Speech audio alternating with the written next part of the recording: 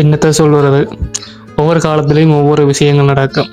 அதெல்லாருமே ரசிகர்கள் வந்து ஒரு சின்ன பொழுதுபோக்கா நகைச்சுவையை எடுத்துக்கொண்ட விஷயங்களை அதை பெரிய அளவுக்கு நேர்காணல் சேனல்கள் வந்து கொண்டு போய் சேர்க்கிறதால பெரிய வில்லங்கமான செயல்கள் நடந்திருக்கு. இந்த தட்பூசணியும் அப்படித்தான். இந்த நேர்காணல் எடுக்கிற சேனல்கள் இருக்குல்ல, அவங்களும் ஒரு விஷயத்தை விளங்கணும். அவங்க தாங்கள் காசுலைக்கோணும், எல்லாம் வியூஸ் போகணுமன்றதுக்காண்டி இப்போ இந்த தர்பூசணி மாதிரியான சில பேரை வந்து நேர்காணல் எடுக்கிற ரீதியில பெரிய பெரிய சிவாஜி மாதிரி நடியுங்கோ, இப்படி நடியுங்கோ, அப்படி நடியுங்கோண்டா அது உண்மையிலேயே சிவாஜி மாதிரியா இருக்குது.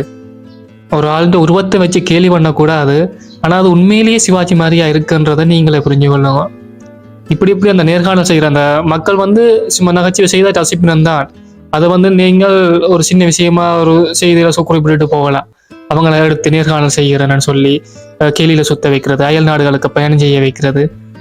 பிறகு வந்து இப்போ வந்து நல்ல புள்ள மாதிரி அவன் தண்டு போட்டான், தட்டி போட்டான், தண்டு கதைக்கிறான், எனக்கு இவங்களெல்லாம் விடக்கூடாதுன்றது, இதெல்லாம் எந்த பக்கத்துல நியாயம்?